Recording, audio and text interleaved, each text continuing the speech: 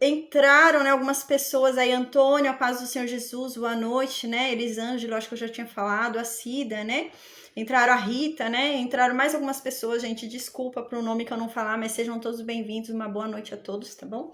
Amém. Deixa eu arrumar aqui o Instagram, que o Instagram saiu. Pronto. Então, amém, gente. Hoje a gente vai falar sobre Deuteronômio. A gente vai falar sobre Deuteronômio, capítulo 21. A gente vai ver sobre a maldição da cruz, né? A gente vai entender direitinho sobre aquela maldição da cruz, vai falar sobre isso, né? Vamos entender direito sobre isso, né? Hoje a aula é bem emocionante, hoje eu preparei a aula e eu me emocionei preparando a aula, né? Enquanto eu preparava, eu chorei bastante, fiquei emocionada. Nossa, impactante, né? Então hoje a gente vai falar sobre isso, a gente vai falar sobre Pôncio Pilatos, também entender um pouquinho sobre ele ter lavado as mãos ali, a gente vai falar sobre isso, sobre a grande responsabilidade dos judeus quando falaram que caiam sobre a cabeça deles, né, o sangue de Cristo, a morte de Cristo. A gente vai falar sobre isso também. E a gente vai falar também sobre a morte no madeiro, né? Então a gente vai falar bastante sobre a morte de cruz. A gente vai falar também, teve uma pergunta de um aluno, né? Ele não tá aqui hoje, eu até achei que ele ia entrar hoje no ao vivo, é o Gabriel.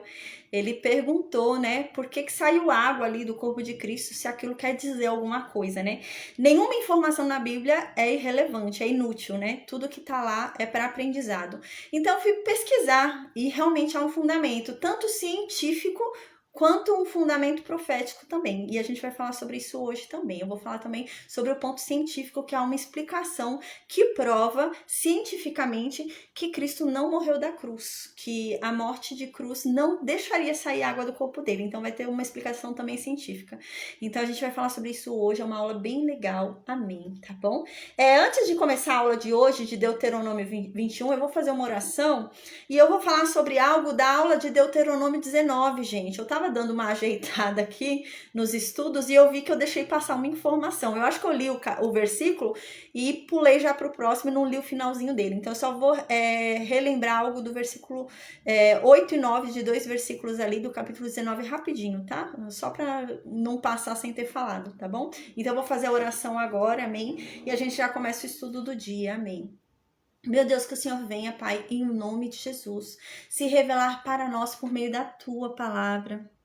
Que o Senhor venha, Pai, em nome de Jesus, se apresentar para nós, Pai. Que venhamos a ser convencidos da sua verdade, Pai.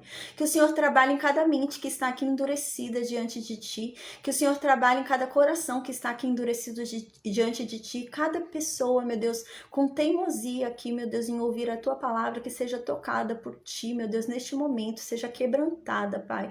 E que o Seu Espírito Santo venha convencê-la sobre a Tua verdade. Meu Deus, coloca na minha boca um falar irresistível ao Teu respeito, Pai. Que da minha boca saiam somente as Tuas palavras, somente a Tua verdade, Pai, em nome de Jesus. Tempera todas as palavras que saírem da minha boca com sal, meu Deus, para que elas tenham um bom gosto.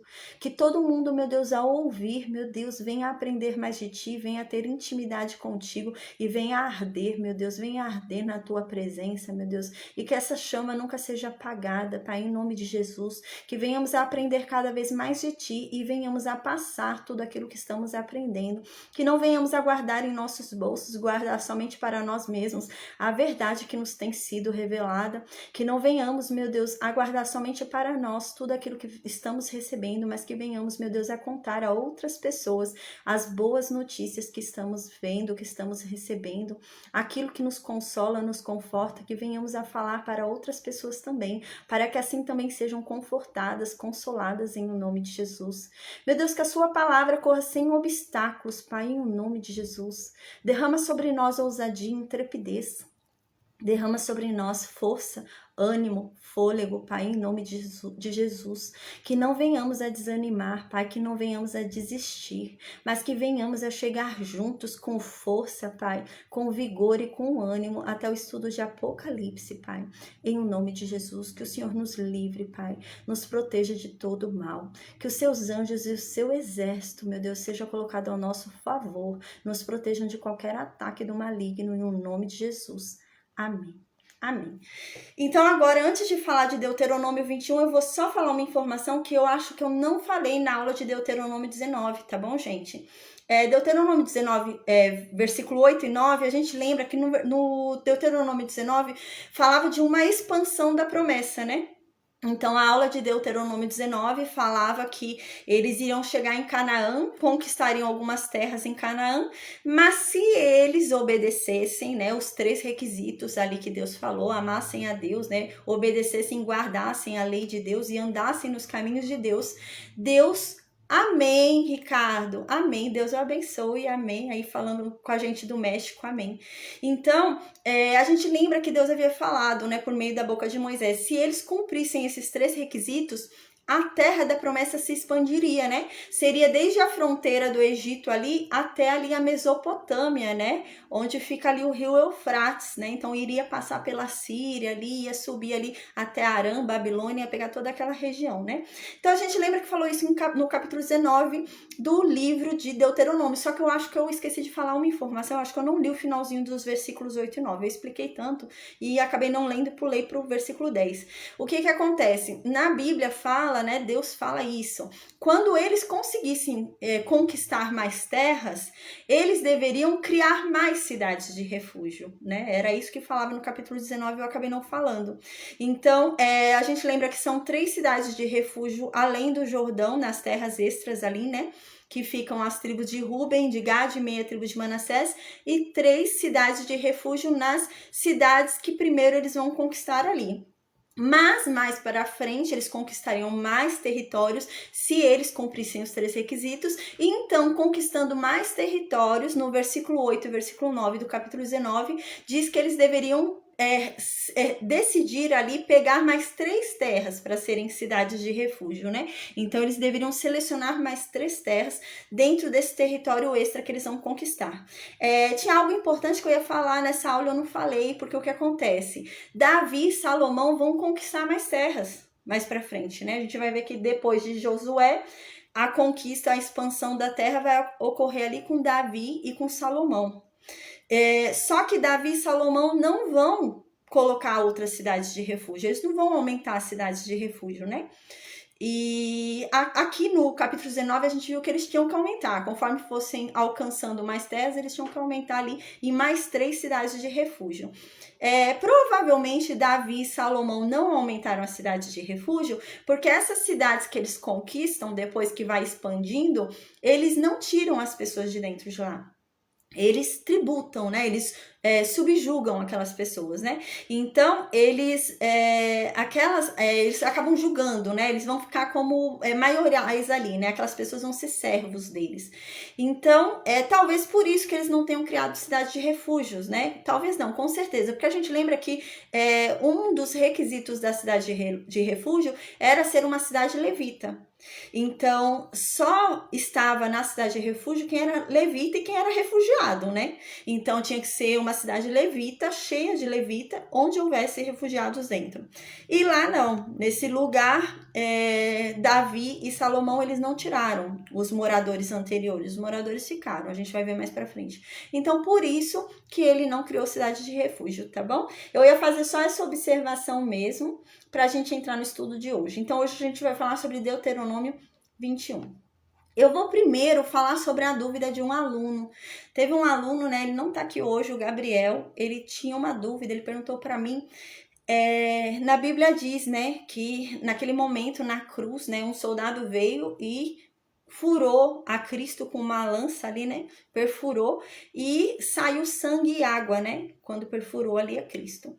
E esse aluno me perguntou, mas essa água que saiu tem a ver com a água da rocha? O que quer dizer essa água que saiu, né? E hoje é importante a gente falar sobre isso, porque a gente vai falar sobre a morte de cruz. Então, eu achei cabível trazer isso hoje aqui, né? Eu vou ler as 2 passagens que tem sobre esse assunto. Não, vou ler só uma passagem que tem sobre esse assunto. Amém, Elaine. E vou começar a explicar, tá bom? Diz assim, João, né, o Evangelho de Cristo segundo escreveu João, capítulo 19, versículo 34. Diz assim, contudo, um dos soldados furou a Cristo, né? Furou a Jesus de um lado com uma lança, e quando ele furou, saiu sangue e água. Cientificamente, eu fui procurar cientificamente também isso, né? Então, cientificamente é muito interessante. Na ciência, quando você fura um morto e sai água do corpo do morto, isso é sinal que a morte foi rápida. Eu andei pesquisando sobre isso e é um sinal claro de que houve uma morte rápida. Uma morte lenta, ela nunca produz água. Então, isso, cientificamente falando, é uma prova de que Cristo não morreu da cruz. Porque esse tipo de reação natural, né, do corpo, de sair água e sangue, não sai de alguém que foi morto em uma morte de cruz, porque é uma morte longa, é uma morte demorada, né? Então, não produziria água ali, porque vem de um impacto rápido no corpo. Então, não teria lógica com a morte de cruz. E isso tem tudo a ver com o que Cristo fala, né? Que ninguém pode tirar a vida dele, que ele mesmo é que entrega a vida dele, mas ninguém tira. E tem uma clara evidência com relação a isso científica, que realmente ele não morreu em virtude da cruz. Cientificamente falando, o fato de ter saído água, né? Porque essa mensagem João deixa muito claro pra gente, saiu água e sangue. E ele ainda fala, e eu vi, eu tava lá, eu presenciei isso. Então essa informação é importante que ele tá falando, não é qualquer informação, ele tá falando pra gente prestar atenção nisso, né? Então, não era uma coisa normal de acontecer com alguém que tava morrendo aquele tipo de morte, né? A pessoa ficava pendurada na cruz e demorava muito tempo para morrer, gente. Ela demorava tanto tempo para morrer que eles tentavam acelerar o processo de morte da pessoa, quebrando as pernas da pessoa para que a pessoa começasse a morrer mais rápido, porque demorava muito tempo para morrer. Então não era natural de alguém que morreu uma morte dessa sair água do corpo dele quando fosse, né, ali furado. Então essa já é uma explicação científica que comprova, né, que Cristo não morreu da cruz. Não foi resultado da cruz a morte dele, mas realmente foi a entrega dele, né? Foi uma morte rápida, né? É isso que demonstra pra gente aquela água que saiu. Outra coisa que é interessante aqui pra gente, que 1 João diz sobre isso, que aquela água também testificou acerca de Cristo. E a gente vai ver isso agora. Diz assim, 1 João, capítulo 5, versículo 5 ao 8. Diz assim, quem é o que vence o mundo, senão aquele que crê ser Jesus, o Filho de Deus? Este é aquele que veio por meio de água e sangue, Jesus Cristo. Não somente com água, mas também com a água e com o sangue. Pois há 3 que dão testemunhos no céu. Quem dá testemunho no céu? O Pai, a Palavra e o Espírito Santo, né? A palavra que é Cristo. O Pai, a Palavra e o Espírito Santo. E estes 3 são um. E são 3 os que testificam na terra. São quem? O Espírito de Deus, né? A água e o sangue de Cristo derramado, né? Então, aquela água também testificou acerca de Cristo, né? Então, aquela água comprovou que realmente Cristo não morreu da cruz. Era impossível humanamente, por um método natural, aquela água ter saído dele por conta daquela morte demorada. E outra coisa, diz aqui claramente, né? Que o Espírito, a água e o sangue testificam aqui na terra, né? Então era isso, aquela água também testificava que Cristo, né, era o Filho de Deus, é o Filho de Deus, e que ele está com o Pai, que está tudo certo, né? Então isso também era uma testemunha, a água também testemunhava a favor dele, né? Então aqui eu já falei sobre a água, tá? Então eu achei que hoje era interessante falar sobre essa dúvida, né? Eu sei que a gente está bem longe ainda dessa passagem, mas como hoje eu vou falar da morte de cruz, então eu achei interessante a gente falar sobre isso também, porque é um evento que aconteceu ali na cruz, né? Então a gente fala também sobre isso. Então agora eu vou ler Deuteronômio, capítulo 21. Diz assim no versículo 1: quando na terra que te der o Senhor teu Deus para possuí-la, se achar algum morto caído no campo sem que se saiba quem o matou, sairão os teus anciãos e os teus juízes e medirão a distância até as cidades que estiverem ao redor do morto. Então o que acontece? Moisés continua falando para aquele povo sobre a lei. ele continua explicando a lei para aquele povo, né? De uma forma que o povo vai entender e que o povo vai cumprir. Então ele começa a traduzir a lei, né? Ele começa a trazer a lei para uma linguagem mais fácil do povo entender. E aqui ele está falando isso, olha, gente, na lei que Deus me mandou, o estatuto que Deus me mandou, Deus falou o seguinte: a gente lembra que nas aulas anteriores a gente viu que o que acontece? Quando a morte proposital, o sangue derramado só é pago, só é feita a justiça para aquele sangue derramado, só é feita a expiação por meio da morte daquele que derramou sangue, né? Então já falou sobre isso, Moisés já falou sobre isso, a gente já viu sobre isso, então a gente já sabe que o sangue derramado, o sangue inocente derramado, a única expiação possível para esse tipo de crime é a morte de quem derramou. Então, por exemplo, a pessoa é um assassino e derramou um sangue inocente na terra, né? Naquela época. Então, a única saída possível para aquele que matou era ele ser morto. Ele não podia entregar um animal em expiação, porque não havia outra saída para ele. A única saída era ele morrer, né? A gente tinha visto isso. Então, Moisés começou a falar para a gente sobre uma exceção que existe, né? Que são as cidades de refúgio. Então, Moisés falou, olha, mas se, por exemplo, esse que matou sem querer, então não é essa a saída para ele. Ele não tem que ser morto porque ele é um inocente, né? Mas existe essa lei, né? E há o vingador de sangue, então ele vai ficar sob proteção de Deus. Então a gente já viu isso. Só que agora surge uma questão. E quando você encontra o morto, a pessoa encontrou o morto, mas não sabe quem matou, né? Foi encontrado lá um morto, a pessoa fez de um jeito que ninguém descobriu. E não se achou o assassino, né? Então, o que vai fazer? Né? Porque a única forma de se fazer expiação desse crime era matando o assassino, né? Mas não se sabe quem é o assassino. Então, agora Moisés vai falar o que vai fazer nesse caso, né? Pode deixar, Raquel. Aí Moisés vai explicar o que vai ser feito nesse momento. O que acontece nesses casos onde não se sabe quem é o assassino? Se achou morto, mas não sabe quem foi que matou, a pessoa correu, né? Não sabe quem é. Então, vocês vão fazer o que aqui diz Moisés? Vocês vão medir. Vocês vão ver onde o corpo foi achado e vão ver qual é a cidade mais próxima. É a cidade de Judá? É a cidade de Ruben? É a cidade de Simeão? Vão ver qual cidade que é mais próxima do corpo que foi achado, né? Então, vocês vão fazer primeiro isso. Vão ver qual é a cidade mais próxima. Achou qual é a cidade mais próxima? Aí no versículo 3 diz: aí os anciãos da cidade mais próxima, né, onde estava o corpo do morto ali, vão pegar uma novilha, né, da manada. Então eles vão ter que pegar uma novilha ali da manada da cidade ali, né, dali daquele território, né? Por que tem que ser daquela cidade? Porque a culpa daquela morte vai recair sobre aquela cidade onde estava o sangue derramado, né? Porque o sangue foi derramado ali. Então, aquela terra onde o sangue foi derramado, se não houver expiação, vai se tornar maldita. É esse o sentido que a gente vai ver. Então, havia necessidade de fazer uma expiação. Mas como fazer a expiação se não se tem um assassino? Então, vai ficar sendo maldita a terra? E Deus fala, não. Aí Moisés, então, fala o que tem que ser feito. Não tem problema. Pega a cidade mais próxima onde foi achado o corpo. Você pega os anciãos ali da cidade, onde foi achado esse corpo mais próximo ali daquela cidade, e eles vão vir com uma vaca novinha, né? Uma novilha ali, uma vaca pequena, né? Novinha ali.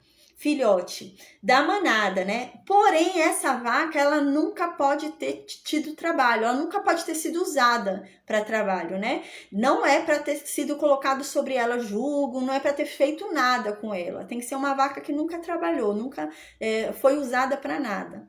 Então, no versículo 4, continua: e a trarão a um vale de águas correntes, né? Então, eles pegarão essa vaquinha filhote e levarão até um lugar ali de águas correntes, um rio ali, né? Algum lugar de águas correntes, né? Que não foi lavrado, ou seja, é um lugar de águas correntes em que não há trabalho naquele lugar. Nunca foi trabalhado ali, né? Nunca foi trabalhado aquele local, aquele rio, né? Nunca foi cavucado, nunca foi feito nada ali, nenhum tipo de trabalho. Então, vocês vão levar para esse rio também, né? E nem semear, plantado, também nunca, amém, Cláudia, amém, boa noite, e nunca também foi plantado nada ali, né, não tem que ter tido nenhum tipo de plantação, e ali, naquele local, vão quebrar o pescoço dessa vaquinha nova, né, nesse local específico, vai lá e quebra a cabeça. O que acontece? Havia necessidade de matar o assassino, né? Porque a gente viu que o sangue derramado de um inocente, a única forma de fazer a expiação era o derramamento do sangue do assassino. Mas não tem um assassino. Então alguém precisa morrer no lugar do assassino. É isso que vai acontecer agora. Aqui não é um sacrifício. Não é um sacrifício de altar a Deus. Tanto que a gente está vendo que não é feito no altar de Deus. Não é feito no altar de bronze. Porque não é um sacrifício que alegra a Deus. Mas a verdade é que essa vaquinha está morrendo no lugar do assassino. Né? Por isso que ela nunca pode ter trabalhado, por isso que ela nunca pode ter feito nada, porque ela está simbolicamente recebendo, né, o pecado desse assassino. Então ela estaria recebendo o pecado desse assassino, estaria recebendo, né, tudo isso que foi cometido, e ela teria que morrer no lugar dele, tá? Mas isso não quer dizer que ele não deva morrer depois, se ele for encontrado, tá? Porque na verdade é que essa vaquinha, ela vai fazer a expiação somente ela vai fazer a expiação somente pelo assassino. Pelo assassino não, gente, eu acabei errando aqui, eu fui prestar atenção em outra coisa. Ela vai fazer a expiação somente pela cidade. Então ela tá expiando a terra, ela tá expiando a cidade, para que a terra não venha requerer a justiça depois e caia sobre aquela cidade inteira. Como, por exemplo, foi o sangue de Caim, de Abel, né? A gente lembra que o sangue de Abel foi derramado e a terra clamava por justiça, né? Então é nesse sentido aqui. A gente lembra que quando há um sangue derramado inocente, a única forma de você expiar aquele mal que aconteceu, aquele crime, é matando o assassino. Então essa novilha vai morrer no lugar dele, né? Nesse sentido. Por isso que a morte dela é desse jeito. É uma morte cruel mesmo, porque ela tá no lugar do assassino, né? O assassino ia ser apedrejado, então ela vai morrer no lugar dele. E vão quebrar o pescoço dela ali naquele local.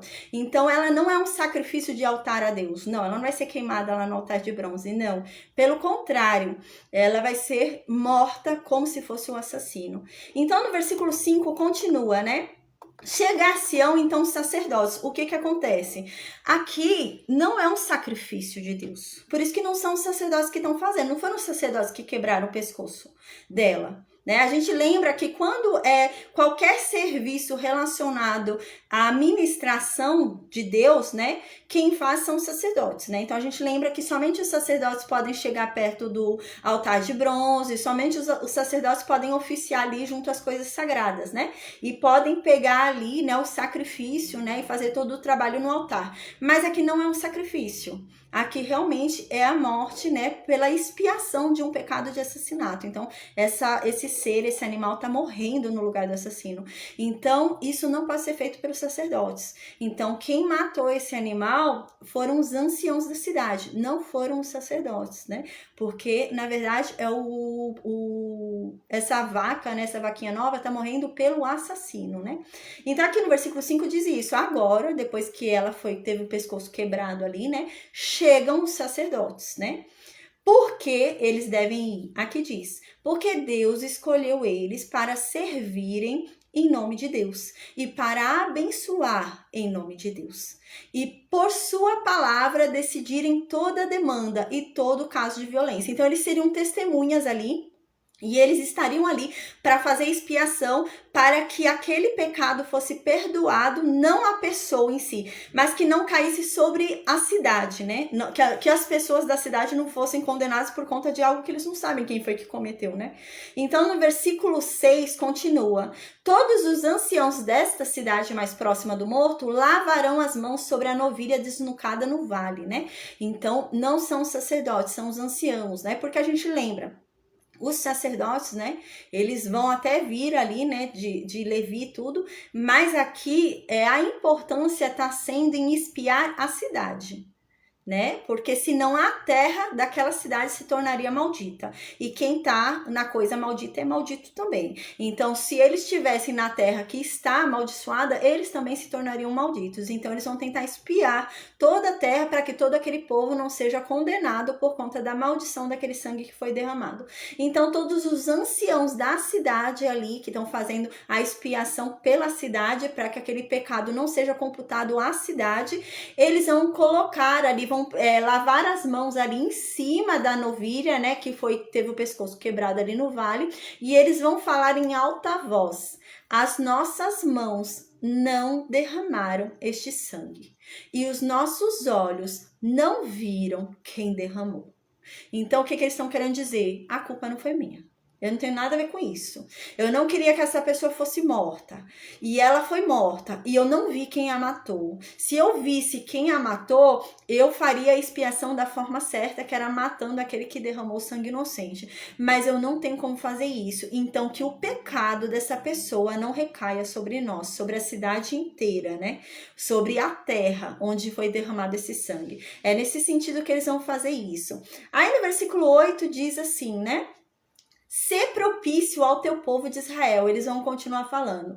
Que tu, ó Senhor, resgataste e não ponhas a culpa do sangue inocente no meio do teu povo de Israel, e a culpa daquele sangue lhe será perdoada. Então aqui está dizendo isso. Eles vão falar isso, vão lavar as mãos, vão falar que não tem culpa daquele sangue, que não viram aquela pessoa sendo morta, não sabem quem mataram, que não foram eles que mataram. Então eles vão clamar a Deus para que Deus derrame a misericórdia dele, para que Deus se lembre que foi Deus que resgatou aquele povo, amou a tal ponto de resgatá-los, e que Deus não venha imputar esse crime a eles, pois eles são inocentes. E dessa forma, eles vão ser perdoados e a culpa não vai cair sobre eles, apesar de o verdadeiro assassino não ter sido encontrado. Isso não quer dizer que mais para frente, se encontrando o verdadeiro assassino, não tem que se matar o verdadeiro assassino. Tem sim. Né? Porque aqui foi feita uma expiação para a terra, para que a terra não fosse amaldiçoada, para que a culpa não recaísse sobre a cidade inteira, né? Mas a culpa que há sobre o assassino continua, porque a gente lembra, né? Eu falei agora há pouco, a única forma de você expiar o pecado do assassinato de um inocente era matando aquele que assassinou. Então a pessoa foi e matou uma pessoa inocente, ela não podia oferecer um bode, ela não podia oferecer uma vaca, ela não podia oferecer animal nenhum, porque não havia nenhum sacrifício que pagasse o que ela fez. A única forma de expiar o que ela fez era ela morrendo, né? Então, não, isso vai continuar. Se ela foi encontrada, depois mais pra frente for localizada, ela tem que ser morta, porque ela continua ali em pecado, né? Porque a única forma de expiar o pecado dela é ela morrendo, não existe outra forma. Então esse animal que foi derramado não está expiando o pecado dela, mas sim está expiando a culpa para que não recaia sobre a cidade, sobre aquela terra. Mais para frente no Novo Testamento, a gente vai ver um romano fazendo isso, né? Isso é uma lei judia, né? Uma lei aqui de Israel. Só que no Novo Testamento, a gente vai ver um romano fazendo isso. E os judeus vão falar o contrário. Os judeus vão falar, não que o sangue caia sobre nós. A gente vai ver algo totalmente deturpado, assim, sabe? No Novo Testamento. A gente vai ver isso com Pôncio Pilatos, né? Era um romano e ele não vai concordar com a morte de Cristo. Ele não vai achar em Cristo nenhum motivo para que Jesus seja morto. E ele quer todo jeito que Jesus seja liberto, mas o povo não quer libertar Jesus. E então ele desiste e fala, olha, eu lavo minhas mãos, eu não tenho culpa desse sangue que vai ser derramado, não caia sobre mim isso. E os judeus respondem, não, tá tudo bem, caia sobre as nossas cabeças. Que o sangue desse homem caia sobre as nossas cabeças, né?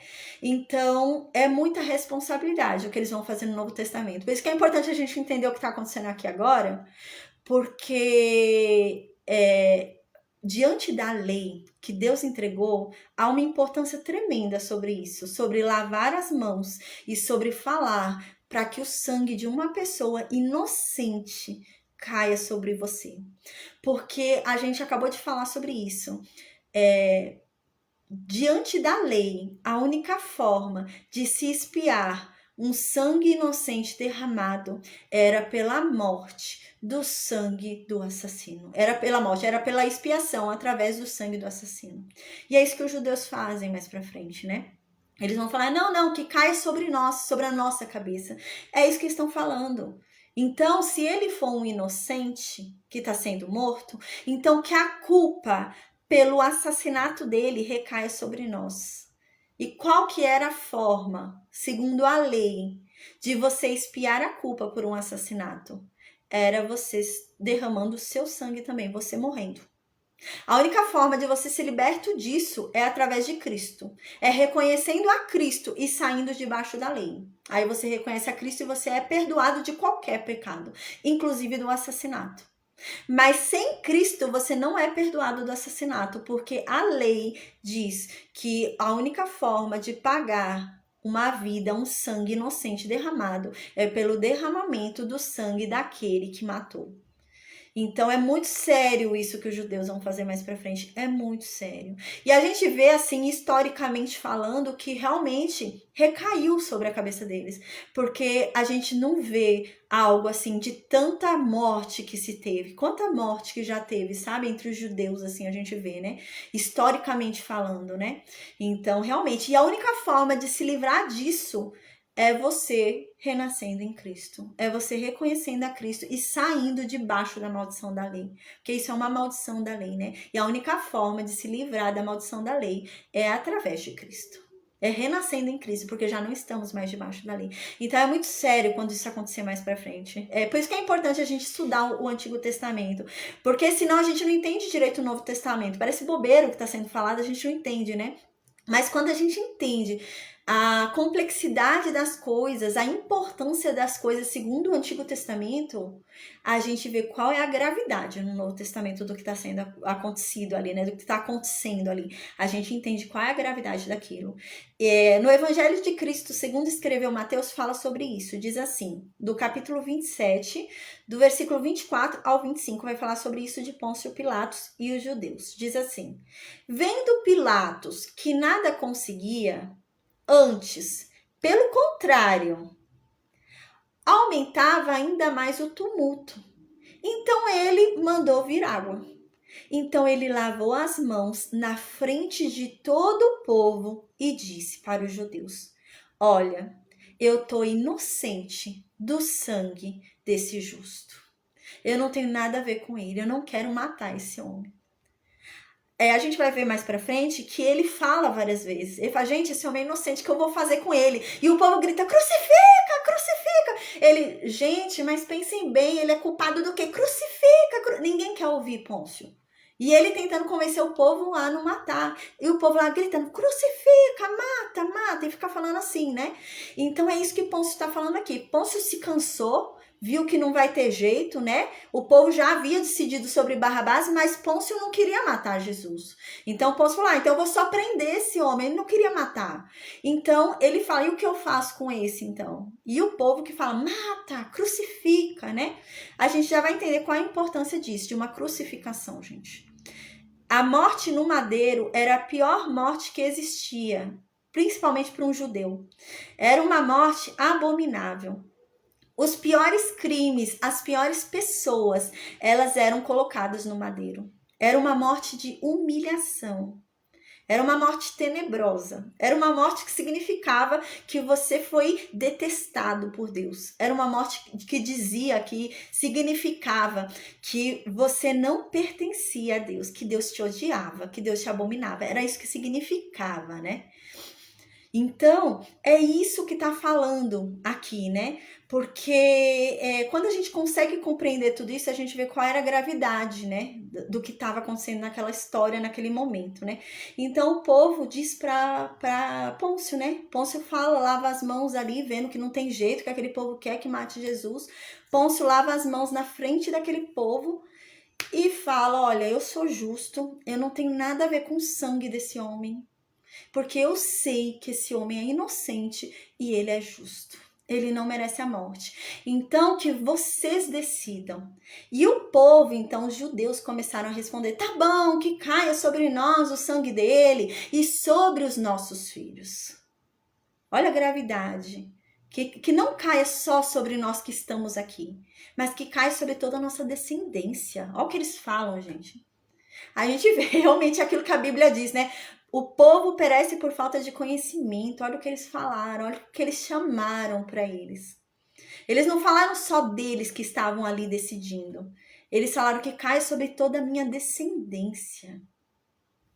Toda a minha descendência pague por esse sangue derramado, que seja cobrado de cada um de nós. É isso que eles estão dizendo. Segundo a lei, né, a gente lembra, o sangue de um inocente derramado só era expiado pelo sangue que o derramou. E aqui nesse momento eles estão falando isso, que esse sangue derramado seja cobrado de cada um de nós, como se cada um de nós fosse aquele que matou. É isso que eles estão dizendo. Então é muito sério, né? É muito sério. Quando a gente chega mais pra frente, a gente tem essa amplitude, esse entendimento, a gente vê que é muito sério o que está acontecendo aqui. É muito sério. E esse homem que lava as mãos era um romano. O romano lavou as mãos. Era um gentil. Era um gentil e ele disse: eu não tenho culpa sobre esse sangue. Porque eu sei que esse homem é inocente, eu sei que esse homem é justo, né? Então a gente vai ver isso mais pra frente. Então eu fiz esse link agora, né, pra gente ver que é muito importante a gente estudar o Antigo Testamento.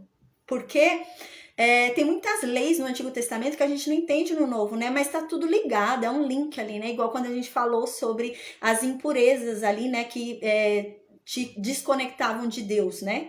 Qualquer impureza te desconectava de Deus. Então, aquela mulher de 12 anos de fluxo de sangue, ela estava nessa situação, há 12 anos sem poder se conectar com Deus. Porque ela não podia participar de nenhum sacrifício, ela não podia participar de nenhuma oferta pacífica, ela não podia chegar perto de um tabernáculo, ela não podia falar com o sacerdote, ela não podia fazer nada, ela não podia tocar em ninguém e fazer nada. Então, ela era totalmente limitada, né? Qualquer pessoa que fosse afastada ali, né, era totalmente limitado. E o negócio vai ficar ainda mais sério quando Deus escolheu um lugar para ter a presença dele. Vai ficar pior, a gente vai ver. Isso vai trazer reflexo depois, quando Jesus vem e fala que vai libertar todo mundo disso. Porque o negócio vai ficar pior. Porque até então, né, eles amavam a Deus ali livres. Mas vai haver um tempo onde Deus vai escolher um lugar para estar. E aí o negócio vai piorar. Vai piorar porque para você ter contato com Deus e adorar a Deus, você só pode ir para esse lugar. Mas se a pessoa tiver com lepra, não pode. Mas se a pessoa tiver com 12 anos de fluxo de sangue, não pode ir para esse lugar. Como que a pessoa vai orar a Deus pedindo para ela ser liberta daquilo que aprende se ela não pode chegar a Deus?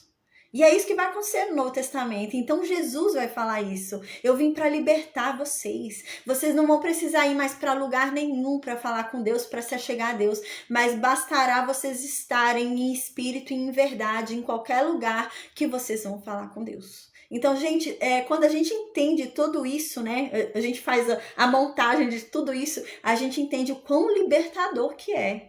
Né? Então é muito importante a gente estudar tudo isso para a gente entender, né? A gente entender toda a história, todos os nuances ali do que está acontecendo, o sofrimento, né? Para a gente compreender, né? Qual é o grau de libertação. Hoje, por exemplo, se Cristo não tivesse feito isso que ele fez e falasse pra gente que hoje nós somos livres para adorar a Deus em qualquer lugar e desde que seja em espírito e em verdade, para adorar a Deus eu teria que ir a Jerusalém. Imagina, gente.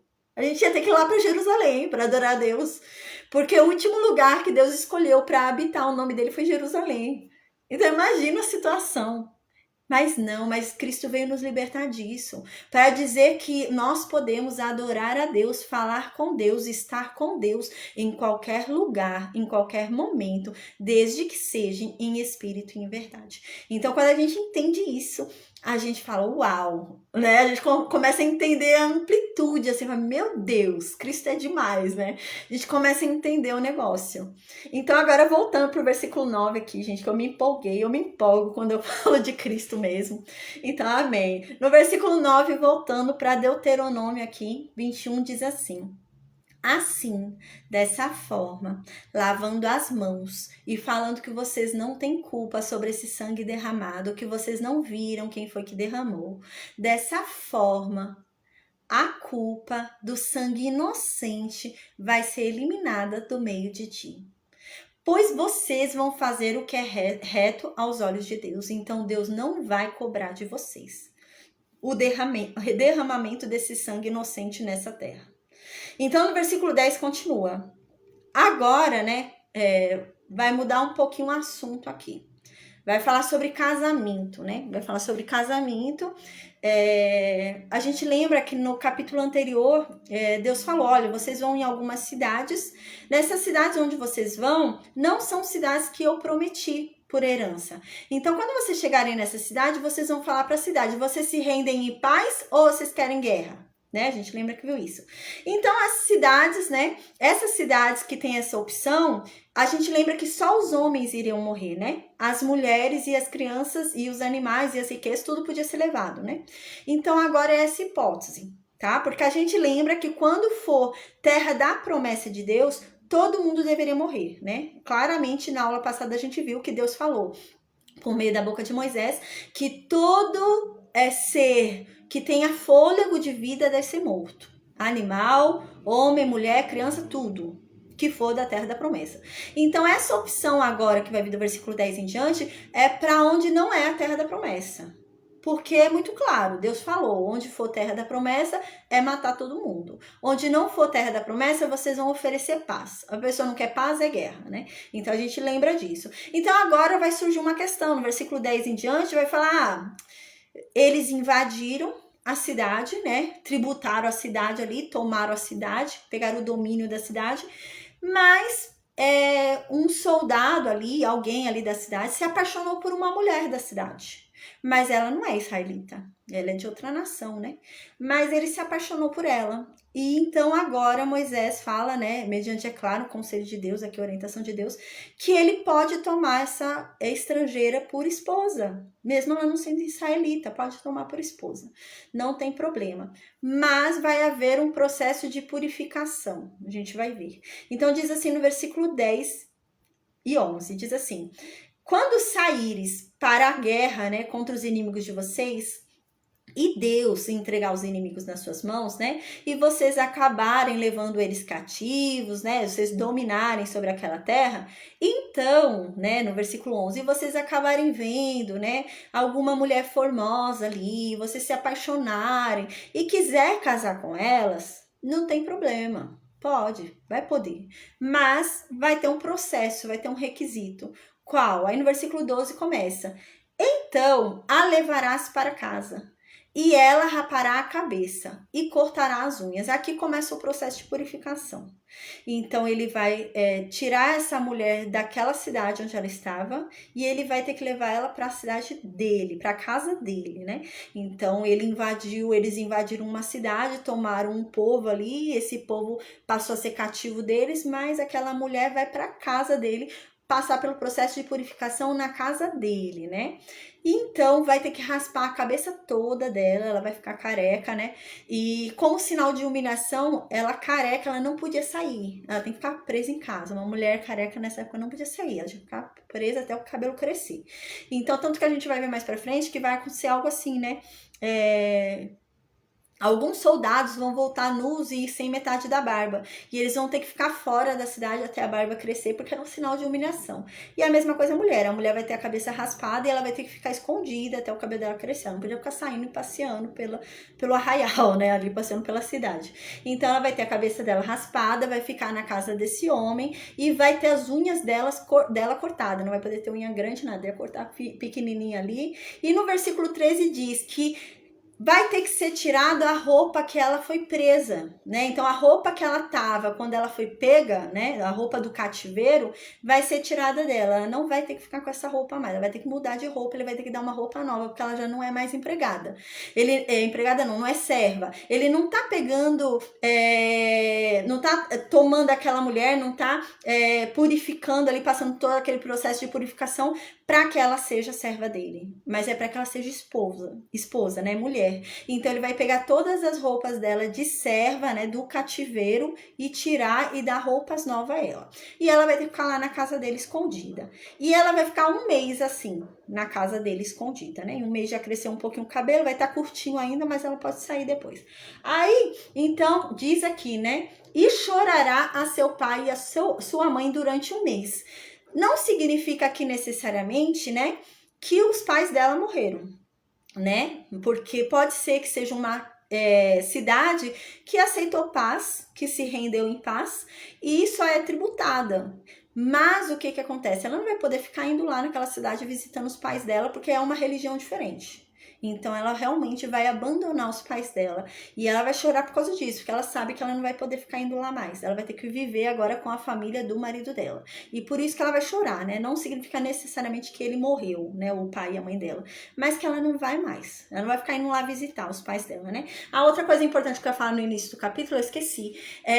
A gente viu no início, né? Quando o corpo morto foi achado, vai ver qual cidade mais próxima, né? Daquele corpo morto. Não significa que o assassino é daquela cidade, né? O assassino podia ser de uma cidade de longe e ele veio e matou ali a pessoa, né? Não significa isso, tá? Mas o sangue derramado vai recair sobre a cidade mais próxima, né? A herança daquela tribo é que vai receber aquele sangue e deles é que seria cobrado. Por isso que houve esse processo de expiação, né? Então, aqui no versículo 13, passou por esse processo. Tem que tirar as roupas do cativeiro, vai ficar ali na casa dele um mês chorando, porque não vai poder mais ficar indo ver o pai e a mãe dela, né? E depois disso, de todo esse processo, aí ele vai se casar com ela. Então, eles vão se casar. E no versículo 14, então, diz: mas estão eles casados e ele não se agradou dela, não quer mais ficar casado com ela, né? A gente lê isso, é meio absurdo quando a gente lê, né? Mas vamos lá. Aí ele não quer mais casar com, não quer mais ficar com ela. A gente lembra que a situação da mulher, teve uma aula que eu falei só sobre a situação da mulher, né? A gente lembra que a situação da mulher antes de Cristo era uma, gente. Porque a gente lembra que lá no Jardim do Éden, o castigo da mulher era esse. Era ela ser governada pelo homem, né? O homem mandava nela. Esse era o castigo da mulher recebido lá no Jardim do Éden, né? E ele permanece até hoje, porque aquele castigo foi dado para esse mundo. Então, é um castigo que vem ecoando neste mundo até que esse mundo seja destruído, assim como a lei que foi dada. Ela é lei até que o mundo seja destruído. O que acontece é que nós fomos libertos disso, renascendo em Cristo em outro patamar que não desse mundo, né? Mas era essa a condição da mulher até Cristo, né? Ela não tinha vontade própria. A gente lembra, a vontade dela era a vontade do marido dela. O que o marido quisesse pra ela estava bom. Ela não tinha domínio de bens, ela não tinha domínio de nada, gente. Ela não podia falar sim pra nada. O marido é que decidia tudo, né? Ela não podia. E a gente lembra que a gente até viu em alguns capítulos que quando ela decidisse alguma coisa, o marido dela tinha que confirmar. Porque se ele não confirmasse o que ela decidiu, aquilo seria anulado, porque não tinha confirmação dele. E era assim mesmo, gente, né? A gente tem que ser realista. Era essa a realidade, foi esse o castigo por conta do pecado de Eva, né? Eu já falei bastante sobre isso, mas nós fomos libertas em Cristo, né? Em Cristo já não há homem, mulher, judeu, gentil, né? Em Cristo, Deus lá do céu, Cristo olha pra gente e não vê uma mulher, não vê um homem, não vê um judeu, não vê um gentil, ele vê um Cristo, né? Porque a Bíblia diz isso, nós somos revestidos de Cristo. Então hoje, quando olham pra gente, vê aqui as vestes de Cristo, né? É como aquele boneco que a gente anda na rua e vê imitando um personagem, né? Então é mais ou menos isso. Hoje a gente tá com vestido de Cristo, então olha pra gente e vê Cristo, né? Nesse sentido. Mas aqui nessa época não, né? Nessa época a mulher estava sob o domínio do homem. A gente lembra que a mulher podia ser até vendida, porque o homem dominava sobre ela, o homem governava sobre ela, ela não tinha vontade própria, ela não tinha querer, né? E aqui é isso. O homem casou, né? A mulher era uma serva, foi tomada ali no cativeiro, né? Foi uma nação que foi tomada, né? E de repente ela ele se agradou, muito bonita, quis tomá-la como esposa, mas depois já não ama mais ela, não quer mais ela como esposa, né? Então aqui diz, se você não quer mais ela como esposa, você deve deixar ela ir conforme a própria vontade dela. Ou seja, se ela, a vontade dela for sair, se casar com outro, você tem que deixar, né? Porque ela era bonita, tudo, ela sai e quer casar com o outro, né? Vai saber. você tem que deixar. Não tem que achar ruim porque ela tá indo casar com outro. Ah, se ela saiu e quer ir voltar para casa dos pais dela, você tem que deixar. Ela não podia ir para casa dos pais dela enquanto ela estava casada. Já não tá mais casada, ela faz o que ela quiser. É isso que está falando aqui. Ó, se você não quiser mais ela como esposa, você deve deixar ela fazer o que ela quiser. Para onde ela quiser ir, o que ela quiser fazer, com quem quiser casar, você deve deixar. Porém, de nenhum jeito você deve vendê-la. Você não vai vendê-la, você não vai tratá-la mal, porque a verdade é que você a humilhou. Então você não deve fazer isso. Deixa ela ir fazer conforme a vontade dela. Aí no versículo 15, então fala, né? Diz assim. Aqui a gente vai lembrar no versículo 15 e 16 sobre Jacó, né? A gente vai lembrar sobre Jacó, Rúben e José. Diz assim no versículo 15: se um homem tiver duas mulheres, uma a quem ele ama e outra a quem ele aborrece, e uma e outra lhe derem filhos, e o primogênito for da aborrecida. Quando a gente estudou sobre Lia e Raquel, e quando a gente estudou sobre Esaú e Jacó, eu ensinei sobre isso, eu falei sobre isso. O que acontece? Algumas Bíblias falam aborrece, algumas Bíblias falam odeia, né? Mas o termo em hebraico não é isso que significa. Porque a gente vai ver mais pra frente no Novo Testamento que fala, algumas traduções falam, Deus odiou a Esaú, né? Não é isso, não é esse sentido de odiar, né? Deus não odeia, o ódio é contrário à natureza de Deus, né? Não tem lógica Deus odiar. Deus se ira, mas não é ódio, é diferente, né? E a palavra que vem na tradução é odeia, né? Algumas vêm como aborrece. Mas eu tinha falado já isso, essa palavra no hebraico, né? Eu já expliquei qual é a grande questão do idioma hebraico, né? O idioma hebraico, ele é pobre em palavras, né? Esse é o grande problema. No Novo Testamento a gente não tem esse problema. O que é falado no Novo Testamento é o que realmente quer ser dito, né? Não tem essa questão. Porque o Novo Testamento é feito no grego. E o grego é um idioma rico, né? Mas o hebraico é um idioma pobre. Então, por exemplo, no nosso idioma, né, no português, por exemplo, existe uma palavra para falar pai, uma palavra para falar mãe, uma palavra para falar tio, uma palavra para falar parente, uma palavra para cada coisa, né? No hebraico não. A mesma palavra que fala no hebraico, né? Parente, irmão, tio, parente, é tudo a mesma palavra. Então é um idioma pobre, né? Então, por exemplo, uma mesma palavra tem 20 significados diferentes, não são 20 significados sinônimos, são 20 significados diferentes. Igual, por exemplo, no livro de Jó, a gente viu, né, que a mulher de Jó fala para ele amaldiçoar o Deus dele. Aquela palavra amaldiçoar no hebraico, ela significa também abençoar. É a mesma palavra, mas significa amaldiçoar, significa abençoar, significa mais um monte de coisa. Então, o problema do hebraico é esse. O hebraico é uma língua pobre, então ele não tem muitas palavras, né? Então, é uma palavra com vários significados. Então, a melhor forma é você realmente verificar todo o contexto para ver qual era o significado cabível ali, né? Naquele conceito todo. E aqui é o que acontece nesse aborrece, né? Nesse aborrece significa isso. E o que quer dizer esse aborrece? A gente falou sobre isso com Lia e Raquel, né? Porque a Bíblia usa esse termo para Lia e Raquel, aborrece, né? A Bíblia diz que a Raquel era aborrecida. E a gente também viu isso com Esaú e Jacó, que a Bíblia diz que Esaú era o aborrecido, né? Aborrecido não significa odiar e nem que a pessoa é maltratada, não é aborrecido nesse sentido, né? Do marido ficar maltratando sua esposa, né? Jacó não maltratava Lia, não é nesse sentido, né? Mas é no sentido de amar menos. A gente viu isso, né? Eu já expliquei sobre isso. Então, significa amar menos. Então, Deus amou menos a Esaú. Jacó amou menos a Lia. Ele amava mais a Raquel. Deus amava mais a Jacó. É nesse sentido, amar mais, né? E aqui quer dizer isso. Se um homem tem duas mulheres, e uma ele ama, e a outra ele ama menos. É isso que está querendo dizer aqui. Ele ama muito uma, a outra ele ama menos. E as duas deram filhos para ele, né? Mas a que ele ama menos deu o primogênito. O primogênito não veio da que ele ama mais. Aí diz no versículo 16: no dia em que fizer herdar a seus filhos aquilo que possuir, não poderá dar a primogenitura ao filho da amada, preferindo ao filho da aborrecida, que é o primogênito. Ou seja, ele casou com 2 esposas, com 2 mulheres. Ele ama mais uma e a outra ele já não ama tanto. Mas a que ele não ama tanto foi a que deu o primogênito para ele. No dia dele dar a herança, né, ele tá vendo que tá perto da morte dele ali, ele vai abençoar e vai dar a herança dele. No dia dele dar a herança dele, ele não vai deixar a herança dele para que ele ama mais, sendo que não foi ela que deu o primogênito para ele. Quem deu o primogênito foi a outra, então ele tem que deixar para o filho da outra, né? Ele tem que deixar para o verdadeiro primogênito. E aí está dizendo, olha, não importa se o primogênito veio da esposa que você ama menos, mas a herança tem que ser para ele, porque ele é o primogênito, né? Então a gente pensa no caso de Jacó, né? Porque Jacó, a gente lembra que o primogênito de Jacó era Rúben. Rúben era filho de Lia, e Lia Jacó amava menos.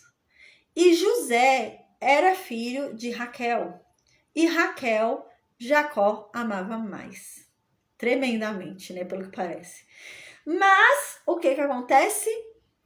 Jacó, nos seus últimos dias, passa o direito de primogenitura de Rúben para José. A gente estudou isso, né? A gente viu isso, se eu não me engano, foi Gênesis 48 ou 49. Então, ele passa nos últimos tempos de vida ali dele, ele passa a primogenitura de Rúben para José. E José é filho da mulher amada, né? E Rúben, não. Rúben é filho de Lia, né? Que não é tão amada assim. Mas a gente viu que Deus concordou com isso que Jacó fez. Deus concordou porque Deus recebeu as 2 tribos de José, né? As tribos de Efraim e de Manassés recebem herança, né?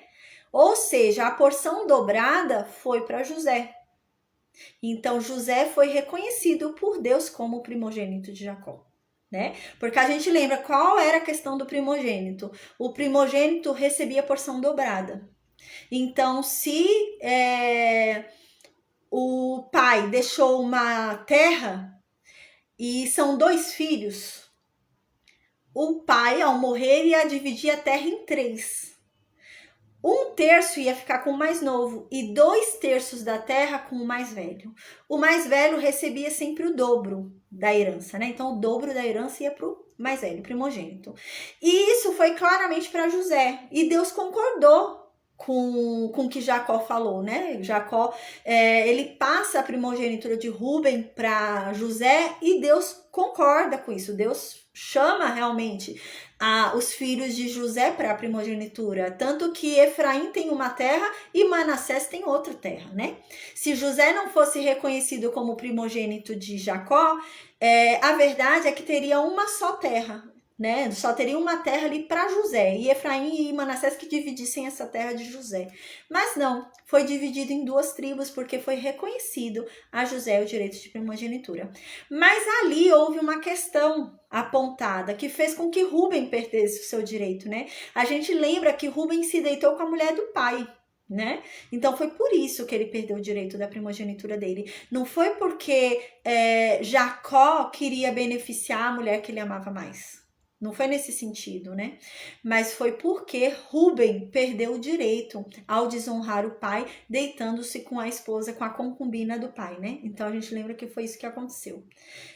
Então realmente ele perdeu o direito, né? Rúben perdeu o direito. Aqui tá falando quando não é assim um motivo, né? Se for um motivo, ok. A pessoa perdeu por desonra o direito da primogenitura dela, então passa para outro, ok, pode ser. Igual no caso de Rúben e José.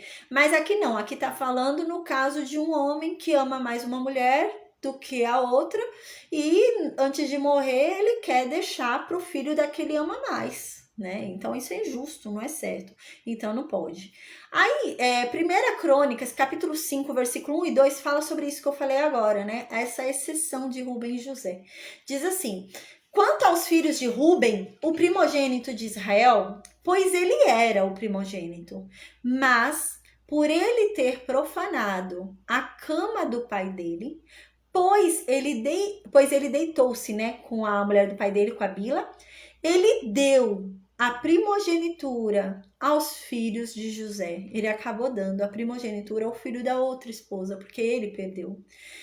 Então aqui diz, filho de Israel, de modo que na genealogia não foi contado como primogênito. Então ele realmente perdeu o direito de primogenitura dele e na genealogia ele não é contado como primogênito, porque foi dado a José esse direito. Então diz, Judá, na verdade, foi poderoso entre seus irmãos e dele veio o príncipe, né? Jesus. Porém, o direito de primogenitura foi de José. Então, tem essa exceção aí, mas é caso de desonra, né? Então, realmente, houve um fundamento ali, o filho não merece mais a primogenitura, igual o filho que se deitou com a mulher do pai, né? Então, ok, mas assim, só porque ama mais a outra, não podia, né? Aí, no versículo 17, continua falando sobre isso. Aí diz assim, mas ao filho, né, da que ama menos, você deve reconhecer primogênito, porque ele é o primogênito, né? E você deve dar para ele a porção dobrada de tudo que você possuir, né? Porque é o certo, ele é o primogênito, porquanto aquele é o primogênito do seu vigor. E o direito da primogenitura é dele, apesar de você não amar a mãe dele, não importa, ele é o primogênito, né? Agora no versículo 18, é algo bem duro mesmo, com relação aos pais, né? Bem triste assim, né? A gente vai ver agora. Diz assim no versículo 18. Se alguém tiver um filho contumaz, né? Contumaz seria alguém que persevera naquilo, né? Ele é teimoso, né? A pessoa é desobediente, mas não é que ele é desobediente de vez em quando.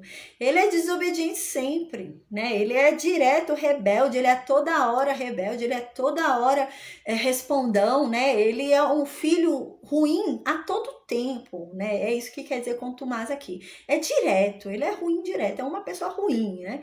Então, que triste, né? Então, é o próprio pai e a mãe que vão ter que apontar isso. Então, diz aqui, ó, se alguém tiver um filho que é extremamente rebelde, né? Extremamente desordeiro, né? Então aqui diz, e que ele não obedeça à voz do pai e nem da mãe, e ainda que seja castigado, ainda que o pai e a mãe castigaram, tentaram ensinar, usaram vara da correção, tentaram ensinar e nada dele mudar. O filho desobediente, filho capaz de bater nos pais, um filho que só irrita, né? Um filho que inútil. Então diz aqui, e não dá ouvidos ao pai, então o pai e a mãe devem pegar esse filho e devem levar aos anciãos da cidade, à sua porta, né? Então, geralmente, os anciãos da cidade provavelmente eram os juízes da cidade.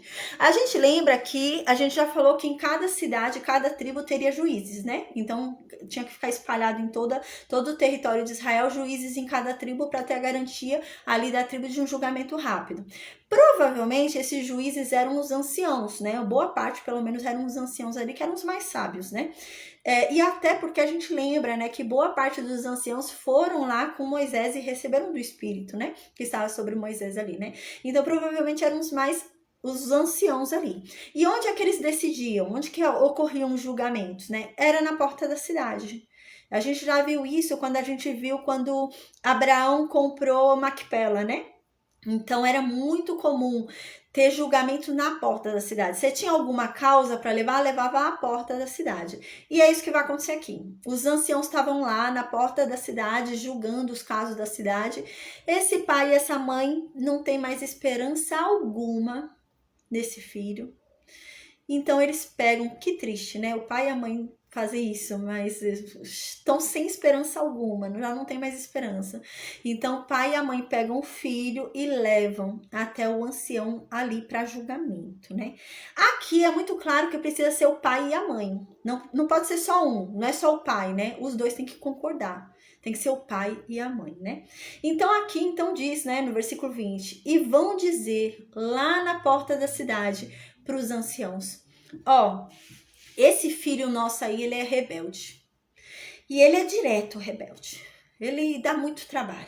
Ele não ouve a gente, não ouve a nossa voz, é um inútil e é um beberrão, né? Eu fui ler esse beberrão. Quando eu li beberrão, eu achei que era um mimado, né? Eu falei, beberrão deve ser mimado, né? Um menino mimado. E eu fui procurar no hebraico, não é mimado, o que quer dizer, né? Porque senão talvez seria até culpa deles, o menino ser mimado, né? Mas não era mimado. Beberrão significa de bêbado. Ele vivia bêbado, ele dava trabalho, devia bater nos pais, viver bêbado. Era bêbado, é bebê, é de bebê de bebida alcoólica, né? Então é esse o termo mesmo no hebraico. Então eles estão falando que o filho vivia bêbado, né? Então eles estão falando isso, ó, meu filho é rebelde, então ele devia bater nos pais, devia dar muito trabalho. E é direto, não é que é uma vez, não, é todo dia, é toda hora, ele é assim, tá dando muito trabalho, e ele não ouve a gente, e ele é um inútil, não ajuda a gente em nada, não serve pra nada, né? Na minha Bíblia tá escrito como dissoluto, né? Mas o termo em hebraico mesmo eu fui pesquisar, significa inútil. Ele é um inútil, não serve pra nada, não faz nada, não ajuda em nada. E ainda é um beberrão, ainda bebe muito, é bêbado, né? É bêbado, esse é o termo no hebraico. Aí no versículo 21, então diz: então todos os homens da cidade vão apedrejar esse homem, esse filho desse casal, né? Até que ele morra. Assim eliminarás o mal do meio de ti. Todo Israel ouvirá e temerá. Uma informação importante aqui que a gente vê. Todos os homens da cidade devem apedrejar esse homem que o pai e a mãe foram denunciar. Mas o pai e a mãe não apedrejam. É até assim, é uma forma humana, né? Porque o pai e a mãe vão ajudar a matar o filho deles, né? Não. Então são os homens da cidade, eles vão ali apedrejar, né? Aquele menino. Mas o pai e a mãe não. Só os homens da cidade, mas o pai e a mãe não ajudariam a matar o próprio filho, né? Mas eles teriam que ir lá denunciar, eles tiveram que denunciar. Então, no versículo 22, continua, né? Então, isso seria um exemplo para todo Israel, para que ninguém viesse a fazer isso de novo, ninguém viesse a seguir esse exemplo, né? Então, no versículo 22, continua. Agora vai falar sobre o madeiro, né? Versículo 22 e 23, a gente vai falar um pouquinho sobre o madeiro, o que era, né? A morte de cruz. Diz assim no versículo 22 e 23. Eu vou ler o versículo 22 e 23 e vou explicar. Diz assim o versículo 22. Se alguém houver pecado passível de pena de morte e tiver sido morto e tiver sido pendurado em um madeiro e o seu cadáver não permanecer o seu cadáver não permanecerá no madeiro durante a noite, né? Então, essa pessoa foi morta, né? Era uma pena, um crime cabível com pena de morte. Ela deveria morrer. A única punição ali para ela foi a morte. Ela tinha que morrer. Era uma pena grave, né? Era um crime grave. Para merecer a morte era algo grave. Então, essa pessoa foi colocada num madeiro. Ela não devia ficar o dia inteiro no madeiro. Não devia ficar tanto tempo no madeiro, porque isso vai fazer mal para a cidade. A gente já vai entender. Então, diz aqui: o cadáver dessa pessoa não deve ficar durante a noite. Mas certamente você deve enterrar essa pessoa no mesmo dia, né? Esse cadáver deve ser enterrado no mesmo dia. Porque o que for pendurado no madeiro é maldito de Deus. Assim não contaminarás a terra que o Senhor teu Deus te dá a herança. Então agora a gente vai falar algumas coisinhas. Aqui nessa época não havia morte de cruz como a gente vai ver com Jesus. Porque aquela morte de cruz, a madeira de cruz, ela vem com os romanos, né? Então ela vai surgir bem mais para frente com os romanos. Aqui nessa época, o que acontecia? Havia enforcamento, né? Então, havia de pendurar os corpos enforcados nas árvores, isso já havia esse tipo de pena. E havia também o que a gente já viu e vai ver acontecer mais pra frente com Josué, mas a gente já viu isso acontecer também. Eu não lembro agora de cabeça a passagem, mas foi com Moisés, se eu não me engano. Deus deu essa ordem a Moisés. Onde as pessoas foram mortas E depois de serem mortas, elas eram colocadas num madeiro para ficar expostas a todo mundo. Mas elas já estavam mortas, né? Então elas ficavam penduradas de alguma forma ali numa madeira, num tronco, né? O corpo pendurado ali para ficar de exemplo para todo mundo. Então era dessa forma que era feito antes, né? Não era igual a gente vai ver mais para frente no período romano, onde eles vão ser colocados na cruz vivos, né? E vão morrer na cruz, né? Então vai ser um negócio ainda pior quando for lá para frente. Aqui nessa época eles matavam e penduravam o corpo na madeira para ficar lá de exemplo, né? Para ficar lá exposto. E é isso que tá falando aqui, olha. No versículo 22, repetindo agora que eu vou explicar essa parte, diz assim: se alguém houver pecado passível da pena de morte e tiver sido morto e o pendurares no madeiro, então era como isso, a pessoa era morta primeiro, matavam uma pessoa e depois penduravam o cadáver no madeiro ali exposto, ou numa árvore, né, um tronco de árvore, algum lugar ali exposto para as pessoas passarem e ver ali aquele corpo, né? Então era isso que acontecia. Então aqui diz no versículo 23, ó, esse cadáver que tá lá nessa madeira não deve ficar o dia inteiro ali, não deve ficar muito tempo, né? Ele deve ser enterrado no mesmo dia. Porque, né, aqui diz, porquanto aquela pessoa que estava pendurada naquela madeira, ela é um maldito para Deus. Não tá falando da madeira, tá falando da pessoa. Então, aquela pessoa que foi pendurado na madeira, para Deus, ele é um maldito. Então, Deus não tem parte com aquela pessoa é um maldito para ela. A gente viu isso já quando a gente estudou com Moisés, eu não lembro agora de cabeça quem foi, mas Deus falou para Moisés estender o corpo de alguém. Eu acho que era israelita, devia ser alguma desobediência daquele tempo do deserto, devia ser alguma coisa assim. E Deus manda, Deus fala, não, estende os corpos, né, para que todos vejam. E Deus falou isso. E foi nesse sentido. Por que Deus mandou estender os corpos para que todo mundo visse? Porque era maldito para Deus. Deus queria dar exemplo de que Deus não gosta daquilo, que Deus abomina aquilo, que aquilo é ruim. Então é algo muito ruim para Deus. E é isso que está dizendo aqui. Olha, não deve ficar muito tempo pendurado o corpo dessa pessoa na madeira, porque essa pessoa é uma maldita para Deus. Para merecer esse tipo de morte, ela é uma maldita, né? Então era um tipo de morte que só os piores recebiam. Era a escória, né? O pessoal via a gente nesse tipo de morte, até cuspia, sabe? Em sinal de desprezo.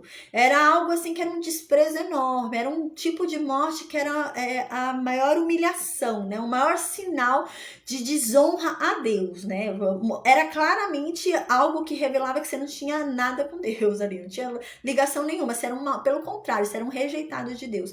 Era isso que significava, né? A morte, pessoa sendo pendurada ali no madeiro.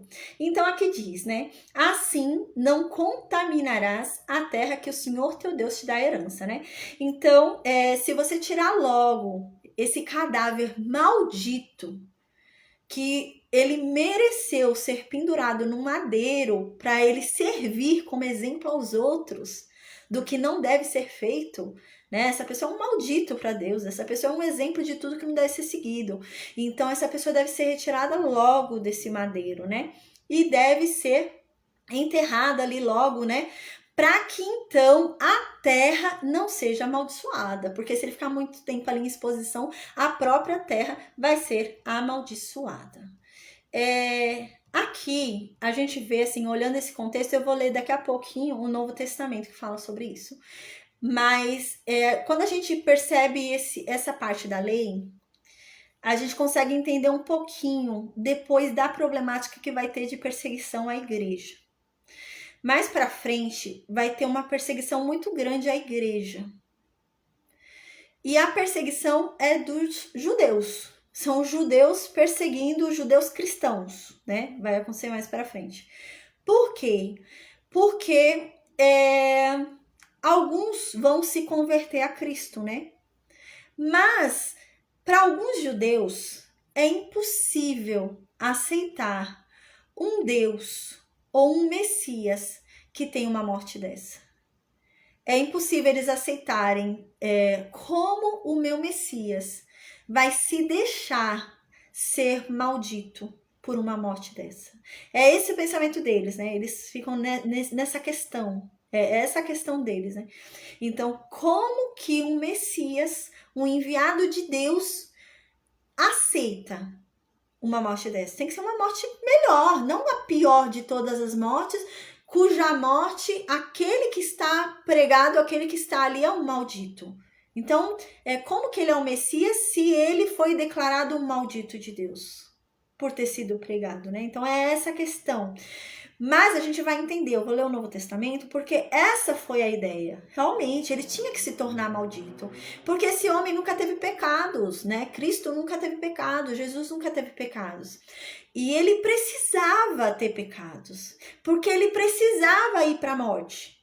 Ele precisava ir ao inferno. Ele precisava experimentar aquilo que era nosso. Porém, ele foi até lá e voltou vitorioso. Ele venceu, ele foi à morte e voltou. Foi ao inferno e voltou. E é essa a questão, né? Mas a única forma dele ter sido amaldiçoado foi essa, né? Porque a outra forma de ser amaldiçoado é não cumprindo a lei, né? Então, ou você não cumpria a lei e era amaldiçoado, ou você era pendurado no madeiro e era maldito, né?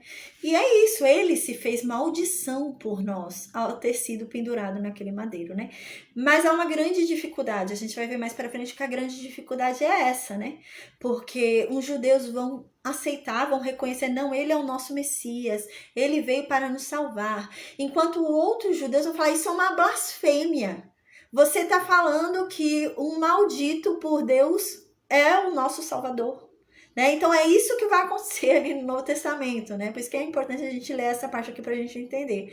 Então é isso que vai acontecer. Mas Paulo diz mais pra frente, não, vocês não entenderam, vocês não estão entendendo. Ele tinha que se tornar maldito por nós.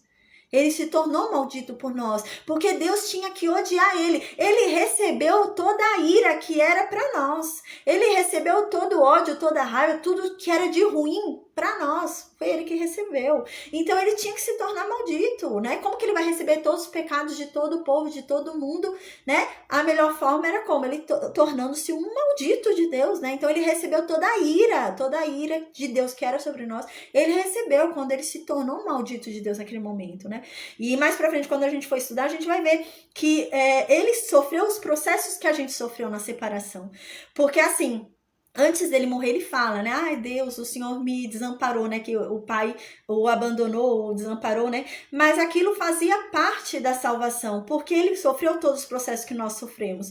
E quando ele recebeu os nossos pecados, automaticamente ele foi desvinculado de Deus.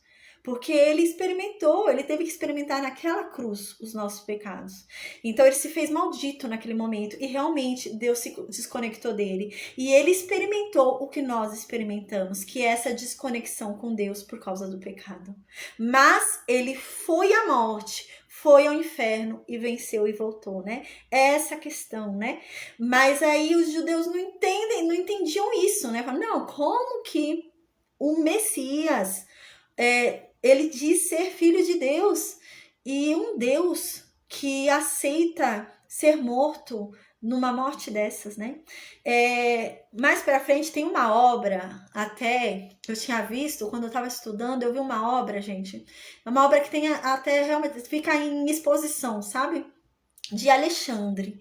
E é um desenho, né? Um quadro. E nessa obra... segundo eles mesmos faziam, né, ali os romanos, gregos, eles faziam essas coisas desses deuses assim estranhos, né, e há uma ironia lá, Alexandre faz uma ironia sobre Cristo nesse desenho, nesse quadro, né, e é colocado, né, uma cruz e é pendurado um homem, corpo de homem e uma cabeça de um animal nessa cruz, né, e ele fala, ele escreve ali, né, ele escreveu, estou aqui adorando o meu Deus, né? Mas em tom de ironia, né? Por ser um Deus que se permitiu morrer dessa forma tão vergonhosa, dessa forma tão humilhante, né? Então é essa questão. Mas foi a única forma possível para alcançar o caminho, né? Porque ele cumpriu toda a lei. Ele era justo, né? Mas ao ter sido pendurado naquela cruz, naquele madeiro, ele se tornou maldito, né? Não porque ele pecou, mas ao se tornar maldito naquela cruz, ele recebeu todos os pecados, né? Então, todos os pecados foram para ele, né? A gente lembra que quando ao longo da Bíblia no Antigo Testamento, quando eles fazem algum sacrifício, né, para o animal receber o pecado dele, o animal morrer em expiação por eles, né, a gente lembra, a gente viu em Levítico, eles colocam a mão na cabeça do animal, né? Então eles colocam a mão na cabeça do animal, o animal recebe o pecado, mas aquele animal era o quê? Era um cordeiro. Era um cordeiro puro, né? Tranquilo, não tinha nada ali naquele cordeiro. Então ele recebe ali o pecado, colocando a mão ali na cabeça, ele recebe o pecado e é morto no lugar da pessoa. Cristo, ninguém pôs a mão na cabeça de Cristo para transmitir o pecado, né? Mas o pecado de todo mundo foi transmitido por meio da maldição da cruz, né? Então ali, quando ele se tornou maldito naquela cruz, ele recebeu o pecado de todo mundo. Né? Então aí que foi o extraordinário. Então ele se fez pecado. Ele não tinha pecado algum. Ele se fez o próprio pecado. Porque olha que extraordinário, né? Fala, ele se fez pecado. Porque a Bíblia diz: maldito é aquele que é pendurado na madeira. Ele não tinha nenhum pecado. Mas ele virou o próprio pecado quando ele foi pendurado naquela cruz, porque ele virou maldito, né? Por conta daquela cruz, né? Mas aquilo era um processo para que ele recebesse todos os pecados, senão não tinha como ele receber. Então ele recebeu todos os pecados, né? Então foi quando Deus se separa e fala: Senhor, o Senhor me abandonou, não está mais comigo. Mas era um processo realmente, né? Igual a gente viveu, um processo de desconexão com Deus. E então ele fala: está consumado, e ele entrega a vida dele, né? Mas ele desce, vence a morte, vence o inferno e ressuscita glorioso, né? E era essa a questão. Mas ele sofreu uma morte humilhante, mas não porque ele, né, merecia, não porque ele, não, é por nós, para nos salvar, né? E é aquilo que a Bíblia diz: é um Deus que se permitiu ser humilhado. É um Deus que se permitiu, né, ser envergonhado. É um Deus que se permitiu, né, vir sem nada. Ele podia ter vindo como Deus, mas não, veio como homem, né? Sofreu todas as dores ali, né? Tem um negócio que eu vi tão extraordinário, que tinha um homem que ele estava muito atordoado pelos pecados dele, né? E falou que um dia ele dormindo, tão atordoado pelos pecados dele, ele teve um sonho onde tinha um soldado açoitando a Cristo, e Cristo caía, e cada açoite ia abrindo uma ferida maior em Cristo. Então esse homem ficou indignado desse soldado ficar batendo desse jeito em Cristo. Ele pegou a mão desse soldado, e quando o soldado virou, ele viu que ele era o soldado. Então ele viu que a cada pecado que ele cometia era um açoite que ele dava em Cristo. Então Cristo recebeu todos os açoites, né, por nossos pecados, foi por nós. E a cada vez que a gente peca, a gente dá um açoite novo nele, né? E eu achei extraordinário isso, e é incrível, né?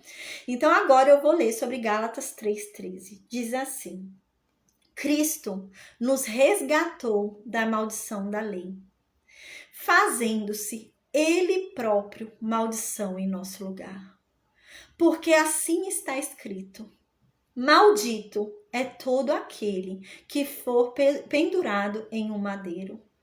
Mas ele fez isso para que a bênção de Abraão chegasse até os gentios através dele, para assim recebermos pela fé o Espírito prometido, ou seja, o Espírito Santo, né? Porque até então só era por sangue, né? Só a descendência de Abraão tinha direito. Então só a descendência de Abraão ia receber o Espírito Santo. Mas Jesus Cristo fez tudo isso para que nós pudéssemos também receber o Espírito Santo. Não por causa do sangue de Abraão, mas por causa da fé que nós temos em Cristo. Então nós podemos ter o Espírito de Deus, né? Então ele se fez maldito naquela cruz para que nós alcançássemos isso. É Gálatas 3, deixa eu só ver o versículo aqui. É Gálatas 3, versículo 13. Tá? Então diz isso: Cristo nos resgatou da maldição da lei, né? Porque a gente vai ver mais pra frente, já tá perto. cada ponto que você descumpria da lei, podia ser um ponto que você descumprisse, um ponto bobo, né? A gente viu que a lei eram mais de 60 ordens ali, era muito grande a lei, não eram só os 10 mandamentos. Então, às vezes, a pessoa descumpria um pontinho bobo da lei, uma questão pequenininha da lei. E isso trazia maldição, porque se você descumpre um ponto da lei, você descumpre a lei inteira. Então, isso trazia maldição. E é isso que está dizendo aqui. Não adianta, ninguém conseguia cumprir a lei inteira. Ninguém conseguiu cumprir a lei inteira. E por isso que Cristo veio para nos ajudar, porque ninguém conseguia cumprir essa lei. E aí está dizendo aqui, então Cristo veio e nos resgatou da maldição dessa lei, porque ninguém conseguia cumprir essa lei, e todo mundo era amaldiçoado porque não cumpria essa lei, mas Cristo veio e nos resgatou dela, e hoje nós não vivemos mais debaixo dessa lei. E como foi que ele fez isso? Ele só conseguiu fazer isso se tornando ele maldito, né? No nosso lugar.